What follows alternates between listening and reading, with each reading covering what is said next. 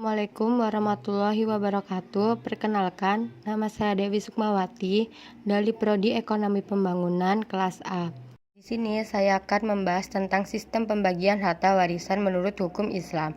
Hukum kewarisan Islam mengatur peralihan harta dari seseorang yang telah meninggal kepada yang masih hidup.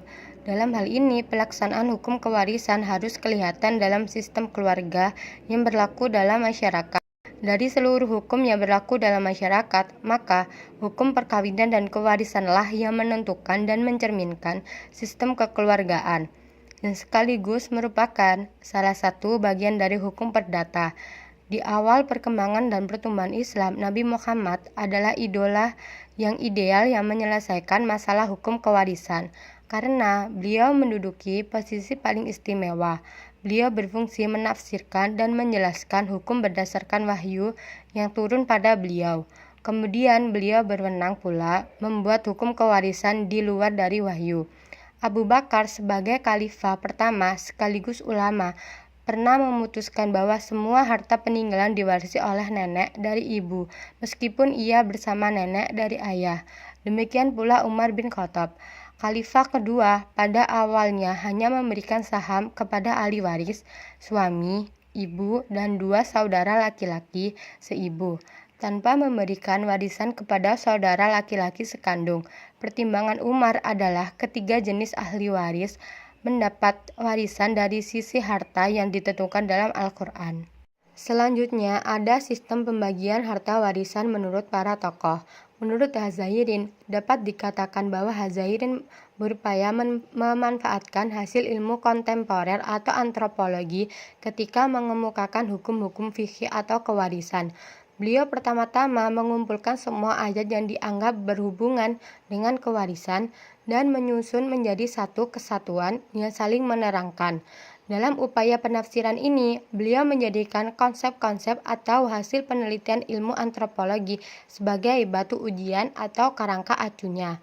Yang pertama, beliau cari sistem kekeluargaan mana di dalam ilmu antropologi yang selaras dengan Al-Quran, yang akan dijadikan landasan pengembangan selanjutnya, sehingga tercipta sebuah sistem yang padu dan menyeluruh. Menurut beliau, sistem tersebut adalah sistem bilateral karena berintikan prinsip memberikan warisan kepada anak laki-laki dan perempuan, serta kedua orang tua, namun tidak secara sekali persis, sehingga beberapa tambahan dan penyempurnaan. Pada akhirnya, beliau menanamkan sistem yang diajukan itu dengan sistem kewarisan bilateral yang sesuai generalis yang khas dengan Al-Quran. Lantas, di bawah sorotan sistem bilateral inilah, beliau menjelaskan konsep-konsep dan penyelesaian kasus-kasus. Aturan yang beliau hasilkan ini berbeda dengan aturan kewarisan fikih Sunni dan juga Syiah, yang beliau diidentifikasikan sebagai sistem patrilineal karena perintilan prinsip pemberian warisan hanya kepada pihak laki-laki saja. Lalu ada pembagian harta warisan dalam pandangan Islam. Pada dasarnya, hukum warisan dalam Islam berlaku untuk seluruh umat Islam di seluruh dunia. Demikian, corak suatu negara Islam dan kehidupan di negara atau daerah tersebut memberi pengaruh berbeda atas hukum kewarisan. Hal ini disebabkan oleh beberapa faktor, di antaranya, pertama, meskipun pada dasarnya Islam telah mengatur dasar hukum kewarisan secara terperinci dalam Al-Quran, jika terdapat suatu pengertian telah dijelaskan oleh Nabi. Namun demikian, dalam hal pelaksanaan praktis terdapat masalah yang terdapat dalam Al-Quran adalah belum sempat dijelaskan oleh Nabi, sehingga hukum menjadi terbuka. Kedua, bahwa ilmu hukum termasuk hukum Islam di mana hukum waris ada di dalamnya adalah tergolong ilmu sosial dan bukan ilmu eksakta. Oleh karena itu, hukum waris tepat kemungkinan terjadinya perbedaan-perbedaan pendapat di antara para ahli hukum itu sendiri, terutama mengenai ayat-ayat memungkinkan adanya penafsiran lebih dari itu.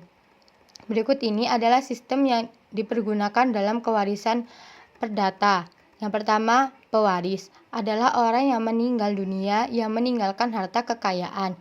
Kedua ada ahli waris, adalah anggota keluarga orang yang meninggal dunia yang menggantikan penduduk waris dalam bidang hukum kekayaan karena meninggalnya pewaris. Yang ketiga ada hukum waris. Adalah hukum yang mengatur mengenai apa yang harus terjadi dengan harta kekayaan seorang yang meninggal dunia, mengatur peralihan harta kekayaan yang ditinggalkan oleh seseorang meninggal, serta akibat-akibat bagi para ahli waris. Yang terakhir ada harta warisan. Adalah kekayaan yang berupa keseluruhan aktif atau pasifah yang ditinggalkan pewaris dan berpindahan kepada para ahli waris. Keseluruh kekayaan yang berupa aktiva dan pasifa yang menjadi milik bersama ahli waris tersebut atau baidel. Selanjutnya ada hukum pembagian harta warisan menurut sistem konvensional.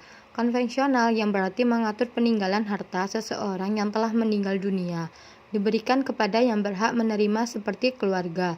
Sistem pembagian hukum waris konvensional terjadi menjadi 4 golongan. Yang pertama, golongan pertama adalah untuk suami atau istri yang hidup terlama dan anak keturunannya.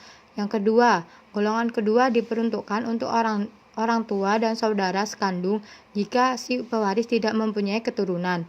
Ketiga, golongan ketiga diperuntukkan untuk kakek dan nenek. Dalam golongan ini, pewaris tidak mempunyai saudara kandung, sehingga yang mendapatkan waris adalah keluarga dari garis lurus ke atas, baik dari garis ibu maupun ayah. Yang keempat, golongan yang terakhir adalah golongan keluarga sedarah dalam garis atas yang masih hidup. Selanjutnya ada filosofi pembagian harta warisan dalam Islam. Seperti telah disebutkan di awal bahwa ketentuan kewarisan telah diatur sedemikian rupa dalam Al-Quran. Dibandingkan dengan ayat-ayat hukum lainnya, ayat-ayat hukum inilah yang paling tegas dan rinci isi kandungannya. Ini tentu ada hikmah yang ingin dicapai oleh Al-Quran tentang ketegasan hukum dalam hal kewarisan. Berikut ini ada beberapa hikmah adanya pembagian waris menurut hukum Islam.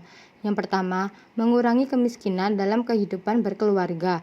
Yang kedua, menjalin tali silaturahmi antara anggota keluarga dan memeliharanya agar tetap utuh. Yang ketiga, merupakan suatu bentuk pengalihan amanah atau tanggung jawab dari seseorang kepada orang lain. Karena hakikatnya harta adalah amanah Allah yang harus dipelihara dan tentu harus bertanggung jawabkan kelak.